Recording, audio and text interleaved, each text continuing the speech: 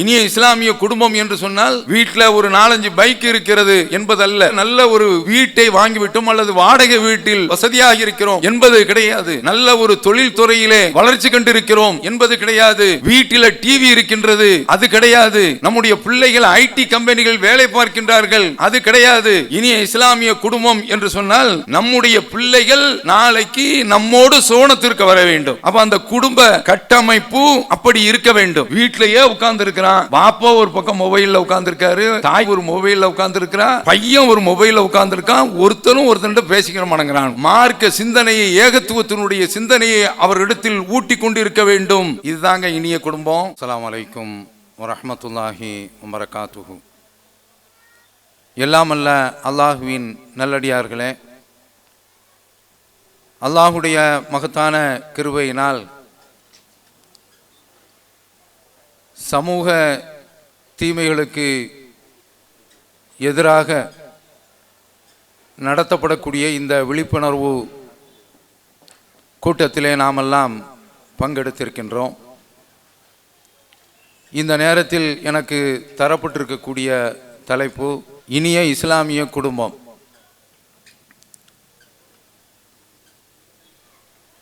அல்லாஹு தஆலா நமக்கு ஏகத்துவத்தை பாக்கியமாக்கி தந்திருக்கின்றான்.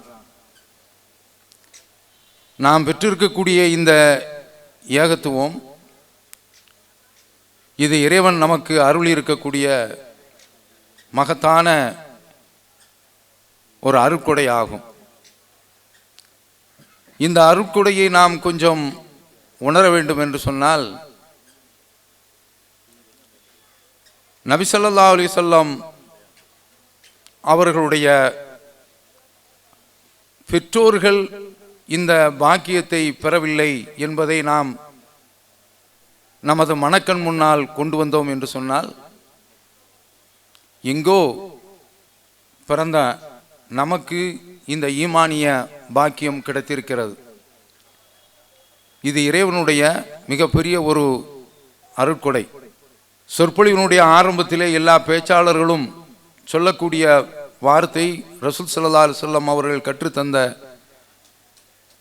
உரை, மை யஹ்திஹில்லாஹு ஃபலா முதில்ல லஹு வ மை யுதிலில் ஃபலா ஹாதிய லஹு. அல்லாஹ் யாருக்கு நேர்வழியை அளித்திருக்கிறானோ அவரை வழிகெடுப்பவர் இல்லை, யாரை வழிகேட்டிலே விட்டுவிட்டானோ அவரை நேர்வழிப்படுத்தக்கூடியவர் இல்லை. அருமையான வார்த்தை. நமக்கு அல்லாஹு தஆலா இந்த நேர்வழியை தந்திருக்கின்றான். இந்த நேர்வழியை நாம் பெற்றதோடு மற்றும் நின்று விடாமல் நம்முடைய பிள்ளைகள், தலைமுறையினர் அந்த நேர்வழியை பெற வேண்டும் என்பதற்காக வேண்டி நாம் முயற்சியை செய்ய வேண்டும். நபி ஸல்லல்லாஹு அலைஹி வஸல்லம் அவருடைய சபையில் ஒருவர் வருகின்றார்.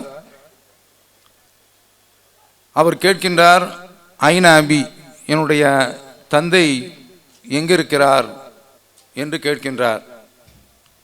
அவர் ரசூல் ஸல்லல்லாஹு அலைஹி வஸல்லம் அவர்கள் சொல்கின்றார்கள், அபூக ஃபின்னார், உன்னுடைய தந்தை நரகத்தில் இருக்கிறார் என்று சொல்கின்றார். அவருக்கு அது கவலை. தன்னுடைய தந்தை நரகத்தில் இருக்கிறார் என்று வருகின்ற போது அதை விட ஒரு சோகம் வேறு எதுவுமே இருக்க முடியாது. சென்று கொண்டிருக்கின்றார். சென்ற வர ரசூலுல்லாஹ் திரும்ப அழைக்கிறாங்க. அழைத்து ஆறுதலாக சொல்கின்றார்கள், இன்ன அபி வ அபாக ஃபின்னார், என்னுடைய வாப்பாவும் உன்னுடைய வாப்பாவும் நரகத்தில் இருக்கிறார்கள். பாருங்க, அல்லாஹ்வுடைய தூதருடைய தந்தை நரகத்தில். முஸ்லிமில் வரக்கூடிய ஹதீஸ். அதே முஸ்லிமிலே இன்னொரு செய்தி வருகின்றது. நபி ஸல்லல்லாஹு அலைஹி வஸல்லம் அவர்கள் தன்னுடைய தாயாருடைய கபரை ஜியாரத்து செய்கின்றார்கள். இறைவனிடத்தில் அவர்கள் அனுமதி கேட்கின்றார்கள். என்னுடைய தாய்க்காக வேண்டி நான் பாவ மன்னிப்பு தேடுவதற்கு இறைவனிடத்தில் அனுமதி கேட்டேன். இஸ்ததன்து ரப்பி ஃபியான் அஸ்தக்ஃபிர் லி உம்மி, என்னுடைய தாய்க்காக வேண்டி பாவ மன்னிப்பு தேடுவதற்கு நான் அனுமதி கேட்டேன். ஃபலம் ஏதல்லி, அவன் எனக்கு அனுமதி அளிக்கவில்லை, ஆனால் ஜியாரத் செய்வதற்கு அனுமதி அளித்திருக்கிறான் என்று குறிப்பிடுகின்றார்கள். அந்த சந்திப்பிலே நபி தோழர்கள் ரசூலுல்லாவை காணுகின்றார்கள். கபூரில் நின்று அவர்கள் கண்ணீர் மாலை மாலையாக வடிக்கின்றார்கள். ஃபபகா வஅபுகா மன் ஹவ்லஹு, அவர்கள் அழுகின்றார்கள், சுற்றி உள்ளவர்களையும் அள வைத்து விடுகின்றார்கள். ஏன்? தன்னை பெற்றெடுத்த தாய் நரகத்திற்குரியவராக ஆகியிருக்கின்றார்கள். மன்னிப்பு கேட்பதற்கு அனுமதி இல்லை. ஆனால் இறந்தவர்களுடைய கபூர், அவர்கள் காபிராக கூட இருக்கலாம், இறை மறுப்பாளர்களாக இணை வைப்பாளர்களாக இருக்கலாம். அவர்களுடைய கபர்களையும் ஜியாரத் செய்வது நபி வழி என்பதை இந்த ஹதீஸில் நாம் புரிகின்ற அதே வேளையில் இது எடுத்து சொல்வது என்ன? ஹிதாயத்து அவர்களுக்கு கிடைக்கவில்லை. யாருக்கு? நபி ஸல்லல்லாஹு அலைஹி வஸல்லம் அவருடைய பெற்றோர்களுக்கு. ஒரு கிள்ளுக்கிறையான நமக்கு இறைவனுடைய மிகப்பெரிய ஒரு அருள் கிடைத்திருக்கின்றது, ஹிதாயத்து கிடைத்திருக்கின்றது. அந்த ஹிதாயத்து நம்முடைய பிள்ளைகளுக்கு போய் சேர வேண்டும். அதற்காக வேண்டி நாம் மிகப்பெரிய ஒரு முயற்சியை எடுக்க வேண்டும்.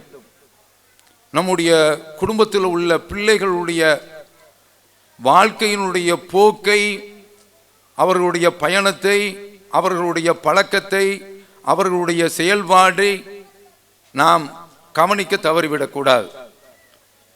அண்மையில் நடந்த ஒரு நிகழ்வு, ஒரு நல்ல குடும்பத்து பெண், பாரம்பரியமிக்க ஒரு குடும்பம்தான். அந்த குடும்பத்தில் உள்ள ஒரு பெண்ணு அந்நிய ஆடவரோடு சென்று விடுகின்றாள். குடும்பத்தார்கள் போய் அழைக்கின்றார்கள்,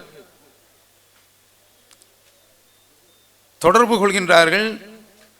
இன்ன ஊர் காவல் நிலையத்திற்கு நீங்கள் வாருங்கள் என்று தெரிவிக்கப்படுகின்றது. அங்கு சென்று பெற்றோர்கள் மன்றாடுகின்றார்கள் அந்த பிள்ளையிடத்தில், நான் இவரை தான் திருமணம் முடித்துக் கொள்வேன். அப்போ காவல்துறை அதிகாரி சொல்கின்றார், இந்த பெண் மேஜரான பெண், இன்னாரை தான் மனம் முடிக்க வேண்டும் என்று சொன்னால் நீங்கள் பேசி பாருங்கள், சம்மதித்தால் சரி, இல்லை என்றால் நாங்கள் ஒன்றும் செய்ய முடியாது. அந்த பெண் கோருவதுபடி நாங்கள் திருமணம் தான் முடித்து வைக்க முடியும் என்று காவல்துறை அதிகாரி கை கழுவி விடுகின்றார். தகப்பனார் கெஞ்சி பார்க்கின்றார், தாயார் சென்ற உறவினர்கள் கெஞ்சி பார்க்கின்றார்கள். அந்த பெண் கீழே இறங்கவில்லை. என்ன விவகாரம் என்றால், இன்ஸ்டாகிராம் அதில் உள்ள ஒரு தொடர்பு, அந்த தொடர்புல இந்த அந்நிய ஆடவரோடு, அதுவும் பார்ப்பதற்கு ஒரு காலத்தில் காதல் என்று இருந்தால் ஏதோ இவன் இவளை காதலிக்கிறான், இஸ்லாத்தில் அதெல்லாம் கிடையாது. தேவைப்பட்டா ஒரு பெண்ணை பிடிச்சிருக்கான் அல்லது ஒரு பெண்ணுக்கு ஒரு ஆணை பிடிச்சிருக்கா, சம்பந்தப்பட்ட குடும்பங்களில் பேச வேண்டியது, தந்தால் திருமணம் முடிக்க வேண்டும். அப்ப இந்த மாதிரியான அளவில் இந்த திரைப்பட பாணியில் இப்படியெல்லாம் இஸ்லாத்தில் காதலிக்கிறது என்பதெல்லாம் கிடையாது. இந்த பெண்ணு அவங்கள்ட்ட வர முடியாது என்று சொல்லிவிடுகின்றார். பிரச்சனை இதனுடைய பின்னணி என்னவென்றால் இன்ஸ்டாகிராம். பெண்ணும் அந்த தொடர்புலையே இருந்திருக்கிறது, பேசியிருக்கிறது. இன்னொரு சாபக்கேடு, முகத்தை மூடிக்கொண்டிருப்பதால். முதலில் மார்க்கத்தை சொல்லிவிடுகின்றேன். முகத்தை மூடுவது என்பது நபி ஸல்லல்லாஹு அலைஹி வஸல்லம் அவருடைய மனைவியருக்கு மட்டும் சொந்தமான ஒரு சட்டம். அது இன்றைக்கு பொது உடைமையாக, சமுதாயத்தில் பொது உடைமையாக எல்லாருக்கும் உரிய ஒரு சட்டமாக பார்க்கப்படுகின்றது. பெண்கள்ல அப்படி கிடையாது. இது எந்த அளவிற்கு சென்றிருக்கின்றது என்று சொன்னால், இன்றைக்கு மொபைல் மூலமாக பலவிதமான உணவு விநியோகஸ்தர்கள் கிளம்பி இருக்கின்றார்கள். ஜொமோட்டா, டொமோட்டா என்று கிளம்பி இருக்கின்றார்கள். ஆர்டர் பண்றாங்க, கன்னி பெண்களை ஆர்டர் பண்றாங்க. இளம் வயது பையங்க வீட்டிற்கு வர்றாங்க. அவர்கள் இவர்களிடத்தில் வந்து தவறான முறையில் உரையாடல், அது அல்லாஹ் காப்பாற்ற வேண்டும். தவறான உறவாடலுக்கும் அது கொண்டு போய் சேர்க்கக்கூடிய நிலைமை. இதற்கெல்லாம் காரணமாக இருப்பது முகத்தை மூடுவது. நெல்லை மாவட்டத்தில் முஸ்லிம் பெண்கள் அந்நிய ஆடவர்களோடு திரையரங்கில் போய் அருகில் அமர்ந்து படம் பார்க்கின்றார்கள்.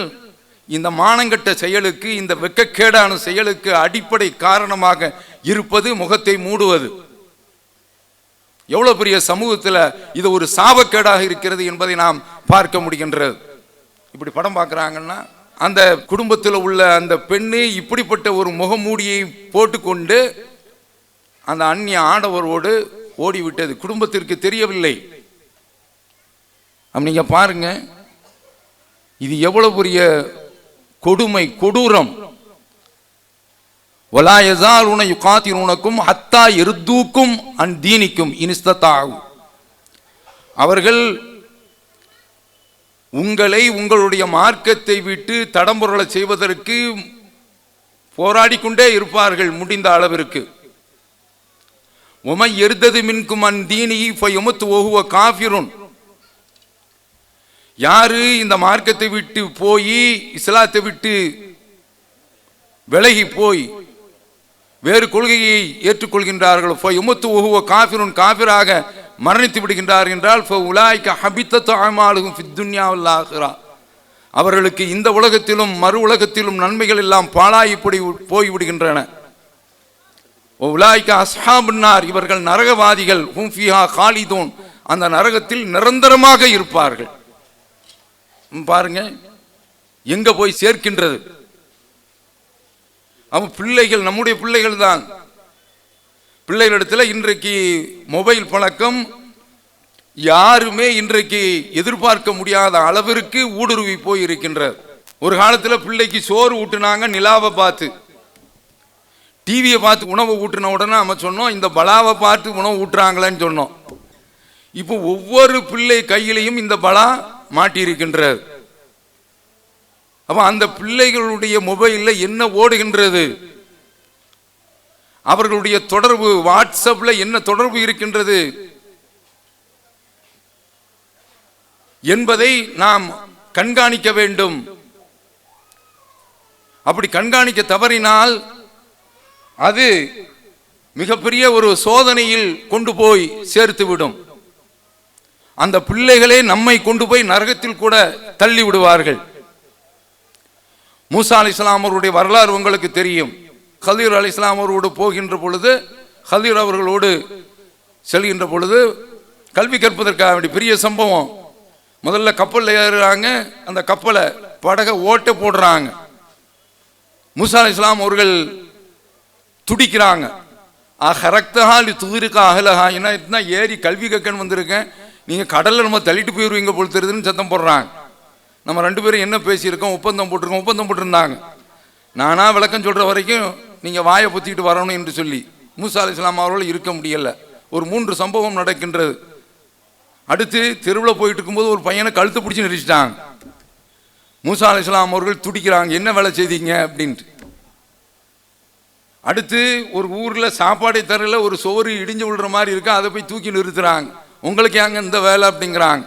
அந்த 3க்கும் விளக்கத்தை சொல்கிறார்கள். சூரத்துல் கஹ்ஃபை நீங்கள் பார்த்து கொள்ளுங்கள். இதுல இந்த குழந்தைய சிறுவனை ஏன் கொன்றாங்க என்று பார்த்தால், இப்போ காண அபவாகும் மூமினை, அவருடைய பெற்றோர்கள் மூமின்களாக இருந்தார்கள். ஃபஹஷினா யுர்ஹிகுஹுமா துக்யானம் வ குஃப்ரா, இந்த பிள்ளை அந்த பெற்றோரை நரகத்தில் கொண்டு போய் தள்ளிவிடுவான் என்று நாம் அஞ்சினோம், அதனால இந்த காரியத்தை செய்தோம் என்று கதீர் மூசா அலைஹிஸ்ஸலாம் அவர்களுக்கு விளக்கம் கொடுக்கிறத நம்ம பார்க்கிறோம். பிள்ளைகள் நரகத்தினுடைய படுகொலியிலும் போய் தள்ளி விடுவார்கள். அந்த பிள்ளைகளை நாம் சரியாக பார்க்கவில்லை என்றால் சம்பந்தப்பட்ட அந்த சம்பவத்தினுடைய விஷயம் மறைமான விஷயம். ஆனா பிள்ளைகள் நாளைக்கு எதிர்காலத்தில் நரகத்தில் கூட தள்ளிடுவாங்க என்பதற்கு இது ஒரு சரியான ஒரு எடுத்துக்காட்டாக இருக்கின்றது. அப்ப அதனால பிள்ளைகளுடைய வளர்ப்புல வார்ப்புல கவனம் செலுத்திக் கொண்டே இருக்க வேண்டும். அப்ப அதனால நாம நம்முடைய பிள்ளைகள் சொர்க்கத்திற்குரியவர்களாக ஆக வேண்டும். இந்த தௌஹீத நாமோ எவ்வளவு பெரிய சிரமத்திற்கு இடையில வளர்த்திருக்கிறோம். இப்போது நாம என்ன நினைக்கிறோம் என்று சொன்னால், நாம தௌஹீதுக்கு வந்தாச்சு, அப்பாடா நாம பேசாம உட்கார்ந்துட வேண்டிதான் என்ற ஒரு மனப்பான்மைக்கு வந்து இருக்கின்றோம். ஒரு மெத்தன போக்கு, ஒரு அலட்சிய போக்கு, பழைய வேகம் நம்மிடத்தில் இல்லை, பழைய சுறுசுறுப்பு நம்மிடத்தில் இல்லை, பழைய உந்துதல் நம்மிடத்தில் இல்லை, ஊக்கம் இல்லை, குறைகின்றது. அப்படி குறையக்கூடாது.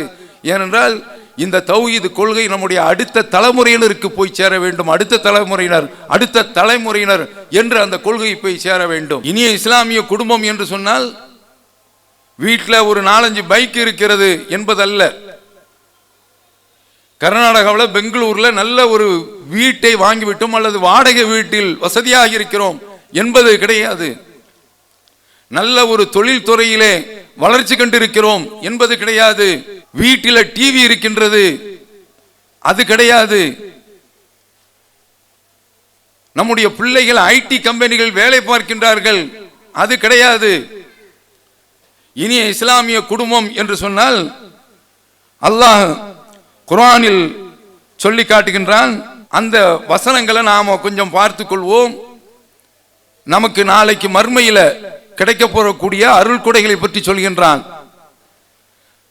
மர்மையில நாம இனிய குடும்பமாக இருப்போம். அதற்கு தக்க நாம இந்த உலகத்தில் இனிய இஸ்லாமிய குடும்பமாக நம்மை கட்டமைத்துக் கொள்ள வேண்டும், தகவமைத்துக் கொள்ள வேண்டும். அல்லாஹ் சூரத்து தூர்ல சொல்றான், இன்னல் முத்தகீன ஃபீ ஜன்னாத்தின் வ நஈம், இறைவனை அஞ்சியவர்கள் சுவன சோலைகளே இருப்பார்கள், அருளிலே இருப்பார்கள். ஃபாக்கிஹீன பிமா ஆத்தாஹும் ரப்புஹும், அவர்களுக்கு அளித்த அருள்கொடையில் அவர்கள் மகிழ்ச்சியாக இருப்பார்கள். இங்க நமக்கு மகிழ்ச்சியெல்லாம் கிடையாது. ஒரு காலத்துல ஹார்ட் அட்டாக் என்பது, நெஞ்சுவலி என்பது 55 65 வச்சிருந்தான். இப்போ 25 வந்து நிக்குது.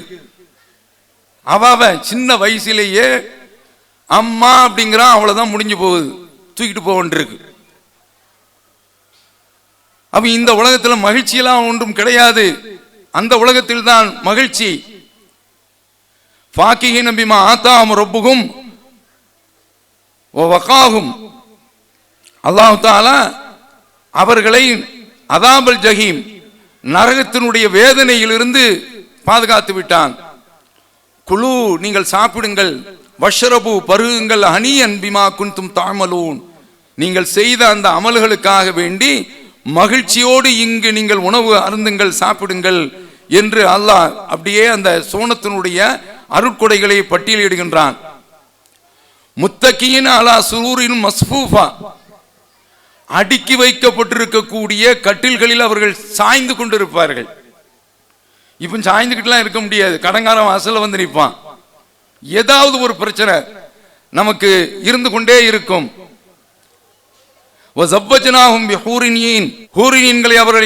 அவர்களுக்கு திருமணம் முடித்திருப்போம்.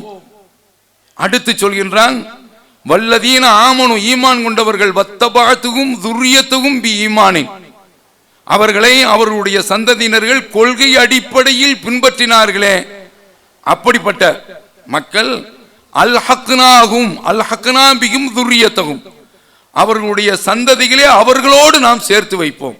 இதாங்க பாக்கியம்.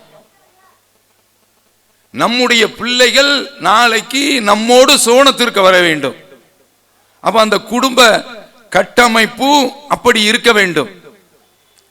வீட்டிலேயே உட்கார்ந்து இருக்கிறான், பாப்பா ஒரு பக்கம் மொபைல்ல உட்கார்ந்து இருக்காரு, தாய்க்காரி ஒரு மொபைல்ல உட்கார்ந்து இருக்கிறா, பையன் ஒரு மொபைல்ல உட்கார்ந்து இருக்கான், ஒருத்தன்ட்ட பேசிக்கிற மாட்டேங்கிறான். ட்ரெயின்ல இதற்கு முந்தி ஏறணும் அப்படின்னு வச்சுக்கோங்க.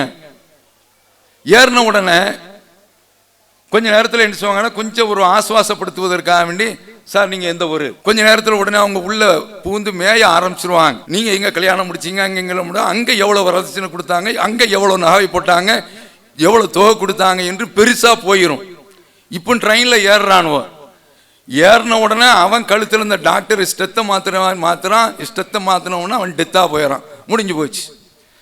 பக்கத்தில் என்ன நடக்குது, அடிக்கிறானோ ஒருதன், பார்க்க மாட்டேங்கிறான், எதுவுமே தெரிய மாட்டேங்க. அது மாதிரிதான் குடும்பத்திலையும் இருக்கின்றது.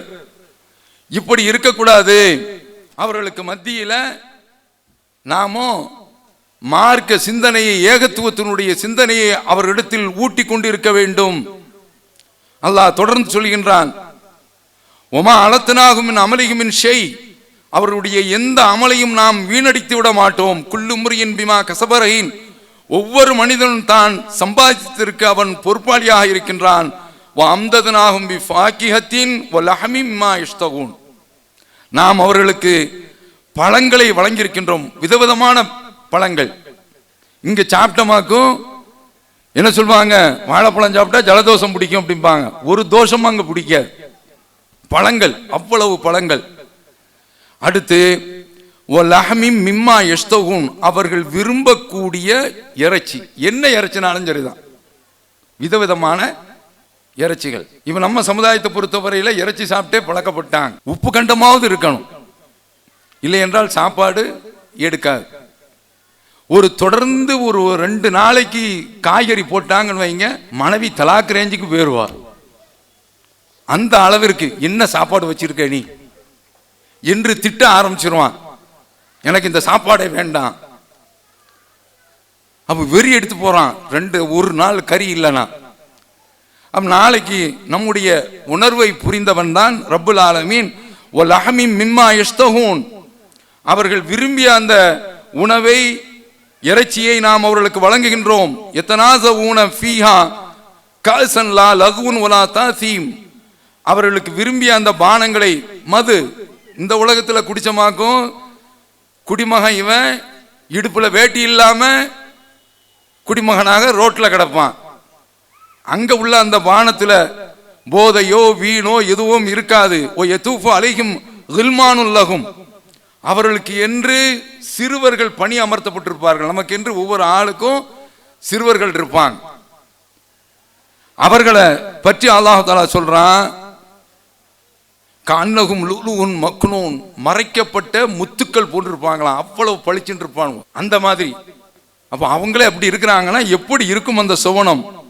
வா அக்பல பாதுஹும் அலா பாதுன் யதசாலுன், அவர்கள் உட்கார்ந்து ஒருவருக்கு ஒருவர் பேசிக் கொள்வார்கள். மலரும் நினைவுகள், உலகத்தில் உள்ளதை பற்றி பேசிக்கிட்டு இருப்பாங்க. இப்போ உட்கார்ந்தா ஃபித்னா பசாத் தான் பேசுவாப்புல. அங்க அப்படி கிடையாது. அவங்க சொல்லுவாங்களாம், காலு இன்னா குன்னா கபுலு ஃபி அஹ்லினா முஷ்ஃபிகீன், நாம் உலகத்தில் வாரும் பொழுது நம்ம பிள்ளைகள் நரகத்துக்கு போயிடுவாங்களா, நாம நரகத்துக்கு போயிடுவோமா, நம்ம மனைவி நரகத்துக்கு போயிடுவாளா என்று பயந்து கொண்டிருந்தோம். ஃபமன்னல்லாஹு அலைனா, அல்லாஹ் நமக்கு அருள் புரிந்தான். வகானா அதாப சமமும், கொடிய நரக வேதனை விட்டு பாதுகாத்து விட்டான். இதுதாங்க இனிய குடும்பம், இதுதான் இனிய குடும்பம். இந்த ஒரு குடும்ப வாழ்க்கைக்காக வேண்டி, எந்த குடும்ப வாழ்க்கைக்காக வேண்டி, நாளைக்கு சுவனத்தினுடைய அந்த வாழ்க்கை இருக்கின்றே, அதற்காக வேண்டி நாமும் நம்முடைய பிள்ளைகளை தகவமைத்துக் கொள்ள வேண்டும். அவர்களை அதற்கு ஏற்ப பக்குவப்படுத்திக் கொள்ள வேண்டும். அடுத்து அல்லாஹ் தஆலா சொல்றான், இன்னா குன்னா மின் கபுலு நதுவு, உலகத்தில் அவனைத்தான் நாம் அழைத்து பிரார்த்தனை செய்து கொண்டிருந்தோம். அல்லாஹ்வுக்கு எல்லா புகழும். ஏகத்துவ புரட்சியின் காரணமாக அசத்தியம் தேய்ந்து கொண்டிருக்கின்றது, முற்றிலும் ஒளிந்து விடவில்லை. அசத்தியம் அழிந்து கொண்டிருக்கின்றது. மொஹிதீனை கூப்பிட்டுக்கிட்டு இருந்தான். எல்லா குடும்பத்திலும் உள்ள பேர்களை நீங்கள் பார்த்தீர்கள் என்று சொன்னால் வீட்டுக்கு ஒரு மொஹிதீன், அதே போல ஷாவுல் மீது ஒரு 10, ஒரு குடும்பத்தில் எப்படியாவது 10 ஷாவுல் மீது இருந்துருவான். அரபு நாட்டில் என்ன செய்வாங்கன்னா, ஆள் பெரிய தெரியலன்னு வாங்க, அப்துல்லா அப்படின்னா, அப்துல்லாவே அப்படின்னா, யாராவது ஒரு போறக்கூடிய ஒரு 3 பேர்ல ஒருத்தனாவது அப்துல்லா இருப்பான். நம்ம நாட்டில் ஒருத்தனாவது ஒரு ஷாவல் இருப்பான், ஒரு மைதீன் இருப்பான், ஒரு குலாம் ரசூல் இருப்பான். பெண்களா இருந்தால் செய்யத் அலி ஃபாத்திமா, ஆத்தங்கரை செய்யத் அலி ஃபாத்திமா, கடற்கரை பீமா. அப்ப இந்த அளவிற்கு ஷிருக்கு ஊறி போய் கிடந்தது. மௌலிது ஓதுறது இப்போ அதுவெல்லாம் இழுத்து மூடப்பட்டு விட்டது. இப்படி அவர்கள் அல்லாஹ்வை மட்டும் அழைத்ததை நாளைக்கு மறுமையில மலரும் நினைவுகளாக பேசிக்கொள்வார்கள். அந்த பாக்கியம் நமக்கு வேண்டும். அதுதான் இனிய குடும்பம். அல்லாஹ் அந்த பாக்கியத்தை நமக்கு தர வேண்டும்.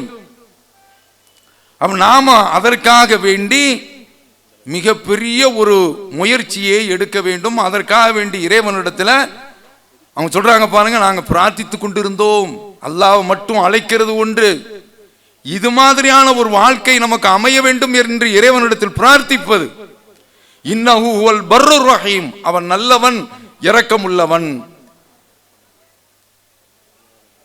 அப்ப அப்படிப்பட்ட ஒரு மகத்தான ஒரு வாழ்க்கை. உணவு அல்லாஹ் தஆலா சொல்றான் பாருங்க, அவர்களுக்கு தேவையான உணவு அவர்களுக்கு வழங்கப்பட்டு கொண்டே இருக்கும். இப்ப எல்லார் இடத்திலையுமே இப்ப என்ன கேட்டா, ஒரு ஞாயிற்றுக்கிழமையானா வீட்டில் இருந்து கிளம்பி போய் ஹோட்டலில் சாப்பிட்றது எவ்வளோ பில் வந்தாலும் பரவாயில்லை, போயிட்டு போகுது. இங்கேருந்து கிளம்பி போய் பிள்ளைகளோடு சேர்ந்து அப்படி சாப்பிட்டுட்டு அப்படின்னு வர்றது, அங்கே போய் உட்காடுறோம்.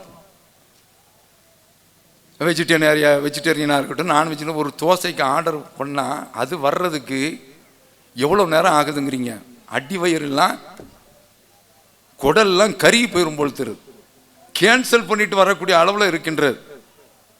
அங்கே அப்படி இல்லை, நினைச்ச மாத்திரத்தில் உலக்கும் மா தஷகி அன்புசுக்கும், உங்களுடைய உள்ளங்கள் விரும்பியது உங்களுக்கு கிடைக்கும், நினைச்ச இடத்திலே உட்கார்ந்த இடத்திலேயே. அப்படி அல்லாஹ் தஆலா உணவை வழங்குகின்றான். அப்ப அந்த பாக்கியம் நமக்கு கிடைக்க வேண்டும். இப்படிப்பட்ட ஒரு பாக்கியத்தை மலக்குகள் நமக்காக வேண்டி துஆ செய்றாங்க. அல்லாஹ் குர்ஆன்ல சொல்றான், அல்லதீன யஹ்மிலூனல் அர்ஷ் வமன் ஹவ்லஹு யுஸப்பிஹூன பிஹம்தி ரப்பிஹிம் வயுமினூன பிஹி. அர்ஷை சுமந்து கொண்டிருக்கக்கூடிய மலக்குகள் அவனுடைய புகழை துதித்து கொண்டிருக்கின்றார்கள், அவனை நம்பிக்கொண்டிருக்கின்றார்கள்.